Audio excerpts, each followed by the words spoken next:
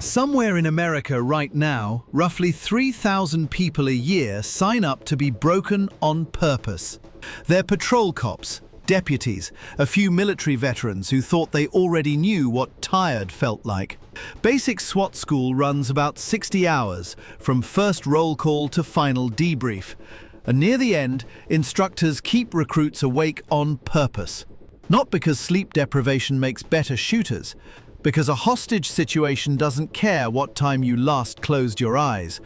And the only way to find out who breaks is to take sleep off the table and watch. Hour zero looks almost boring. A gym, folding tables, a stack of gear that smells like a locker room and gun oil. Instructors call roll in a flat voice, the kind that tells you they've done this 100 times and watched 100 people quit. Recruits stand at attention in body armor that weighs somewhere between 20 and 40 pounds, depending on the plates, and most of them are still thinking about lunch. They have no idea lunch is about to become a rumor. The first few hours are almost gentle by comparison, and that's on purpose too. Instructors run through room-clearing angles, fatal funnels, the difference between cover, which stops bullets, and concealment, which just hides you from them, a distinction that has reportedly gotten officers killed when they mix the two up under pressure. There's paperwork, there's a walkthrough of the mock houses recruits will spend the next 2.5 days getting shot in. People who've been through the course describe this stretch as the calm before a storm they could already feel building. Because everyone in the room knows the schedule, and the schedule doesn't have a break in it anywhere near long enough to matter.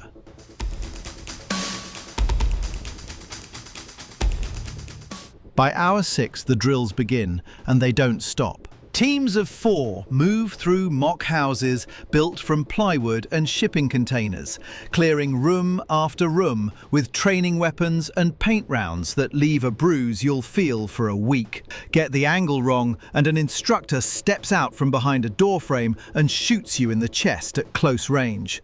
Get it right and you move to the next room, and the next, and the one after that. For hours, because the course reportedly runs the same drill dozens of times, until the body does it without the brain being involved, which is the entire point.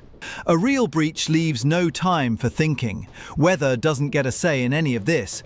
If the course runs in July, recruits move through those mock houses in 90-degree heat, wearing armor that traps it. If it runs in January, the same armor turns into a slow-motion refrigerator once the sweat underneath stops moving. Instructors reportedly plan around none of it, on the reasoning that real calls don't get cancelled for rain either. Somewhere around hour 12, the first recruits start making mistakes that have nothing to do with skill. A missed angle, a slow reload, small things, the kind that would draw a shrug on a normal training day.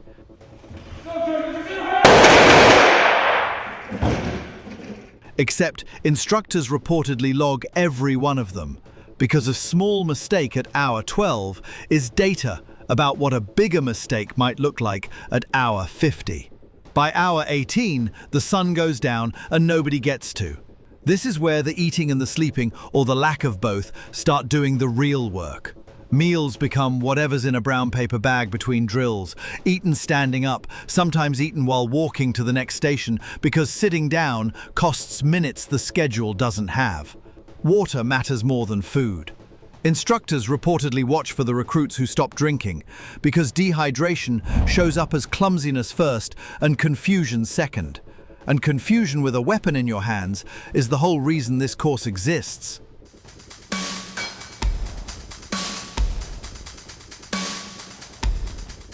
By hour 24, the group has been awake for a full day, doing the hardest physical and mental work of their lives, and the course isn't close to over. Hands start shaking on the range, voices flatten out, One recruit, according to people who've run these schools, spent an entire debrief staring at a wall clock that had stopped working hours earlier, insisting out loud that the second hand was moving backward. The exhaustion turns out to be the smaller problem. Decisions are the real test. Every drill demands a judgment call: shoot or don't, breach or wait. And fatigue does something specific to judgment before it ever touches the legs. Reaction time slows first.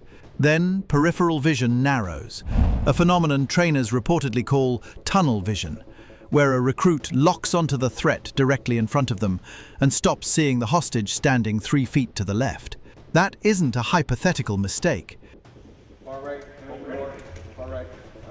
Don't move, you in the far room!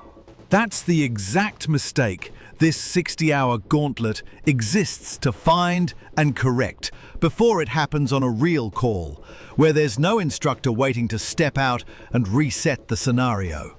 Around hour 30, the hallucinations start for some people. Nothing dramatic, shadows that move wrong, a doorway that seems to breathe. Sleep researchers have documented this effect after roughly 30 hours without rest.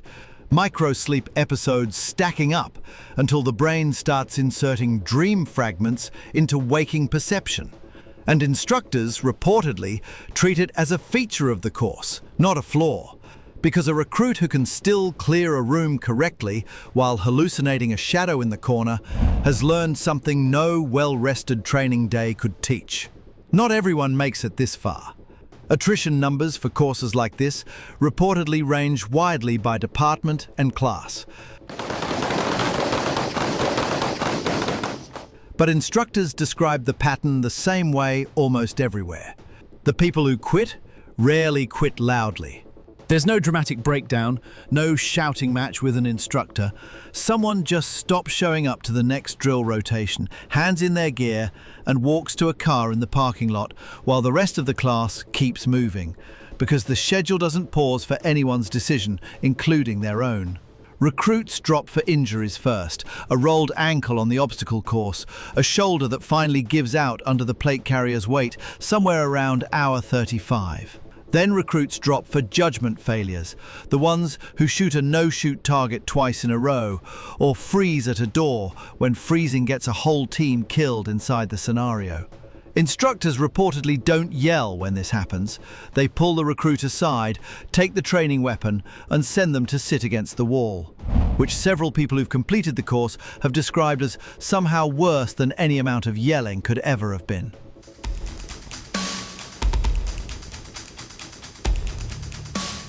By hour 40, the survivors are running on something that isn't quite adrenaline and isn't quite willpower. Some combination the body apparently manufactures once it runs out of other options. Coffee stops working around here. So does sugar. What reportedly keeps people upright at this point is smaller than either one.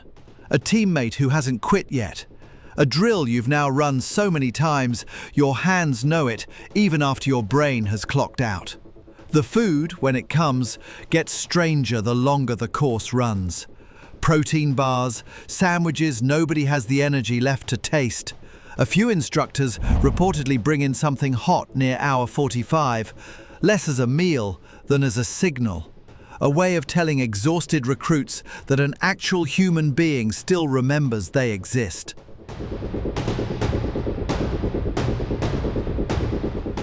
People who graduated this course describe that meal, whatever it happens to be, as the best food of their entire lives, which says less about the cooking and more about what 45 hours awake does to a person's relationship with a hot plate of anything. Hour 50 is when the course reportedly stops testing tactics and starts testing something closer to character. The scenarios get more ambiguous, on purpose. A hostage taker who might actually be a hostage, a door that might be booby-trapped, or might just be locked. Recruits still standing at this point aren't the strongest people in the room anymore. They're the ones who kept making sound decisions long after their bodies gave every reason to stop. There's a specific moment instructors watch for around hour 55, when a recruit's own team starts carrying them without anyone saying a word about it. A hand on a shoulder to keep someone walking in a straight line. A quiet correction before a mistake becomes a failed evaluation. Nobody schedules that. It shows up on its own, or it doesn't show up at all. And instructors reportedly consider its absence a bigger red flag than any missed shot on the range. Then, somewhere around hour 58, it just ends. No fireworks. An instructor calls a stop to the final scenario, and recruits who haven't slept in over 2 days stand in a parking lot in full body armor, blinking at daylight like it's a foreign concept. Some of them cry. Nobody makes fun of anyone for it. The people who run this course have reportedly seen that reaction enough times to know it isn't weakness, it's just what a body does when someone finally lets it stop. Graduation, when there is one, tends to be almost anticlimactic. A few instructors shake hands, someone hands out certificates that will go straight into a personnel file most of these recruits will never look at again.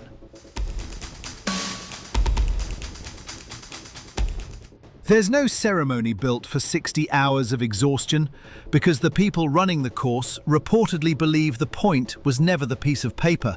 The point was the 60 hours themselves, and everyone in that parking lot already knows whether they earned it or just survived it, and those two things aren't always the same.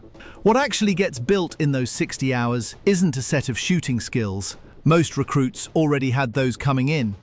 What gets built is the specific, tested knowledge of who they are when every easy excuse to quit is sitting right there and they don't take it. Departments that run this course will tell you the drills matter less than the exhaustion, because any officer can clear a room on a good night's sleep with a full stomach. The job doesn't happen on good nights. It happens at 3 in the morning on no sleep and no food. And that's exactly the version of themselves this course forces every recruit to meet. So the real question sitting underneath all of it isn't whether these recruits can survive 60 hours awake. Plenty of people can survive being tired. It's whether the version of you that shows up exhausted, starving and running on fumes still makes the same call the rested version of you would have made. Because somewhere out there, on an actual call, at an actual door, that's the only version of you that's going to be standing there. And there's no reset button waiting for hour 61.